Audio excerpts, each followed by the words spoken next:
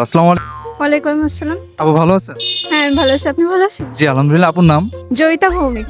আচ্ছা আপু, বর্তমানে তো দেখি যে রিলেশন করে অনেকেই বিয়ে করে, আবার পরিবার থেকে অ্যারেঞ্জ ম্যারেজও করে। এখন আপনি কোনটাকে রিফার করেন? রিলেশন করে বিয়ে করাটাই ভালো। কেন ভালো যদি একটু বলতেন?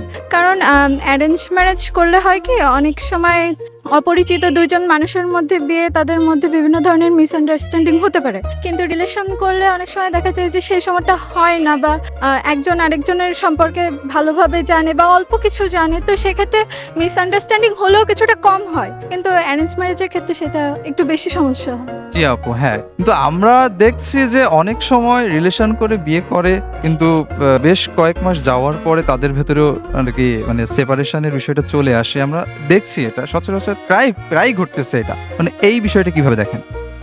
ঘটতেছে এখন কি বলবো, যদি কারো বিয়ে করার পরে যদি মনে হয় যে না তার সাথে বনিবনা হচ্ছে না, তাহলে অবশ্যই তিক্ততা না বাড়িয়ে সেখান থেকে বেরিয়ে আসা উচিত। আর যদি মনে করে যে না, ২ জন মানিয়ে নিয়ে থাকতে পারবে, তাহলে ২ জনকে ২ সাইড থেকে মানিয়ে নেওয়ার চেষ্টা করা উচিত। আর এই যে ডিভোর্সটা হচ্ছে, এই দিকটাতে কাদের দোষ বেশি বলে আপনার মনে হয়? ছেলে নাকি মেয়ে? হ্যাঁ, ছেলে নাকি মেয়ে? যে কারোরই দোষ হতে পারে। ছেলেরও দোষ হতে পারে, মেয়েরও দোষ হতে পারে। আমরা তো দেখি যে অনেকেই বিয়ে করে, মানে আমরা আমাদের সামনে দেখি যে অনেকেই বিবাহিত আছে। তারা তাদের সংসার নিয়ে অনেক আনহ্যাপি বা আনহেলদি লাইফ কাটাচ্ছে।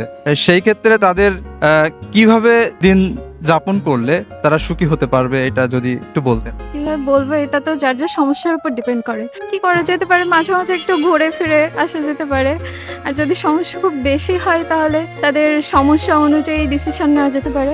যাদের ব্যক্তিগত ব্যাপার। আপু অনেক ধন্যবাদ আমাদের সময় দেওয়ার জন্য।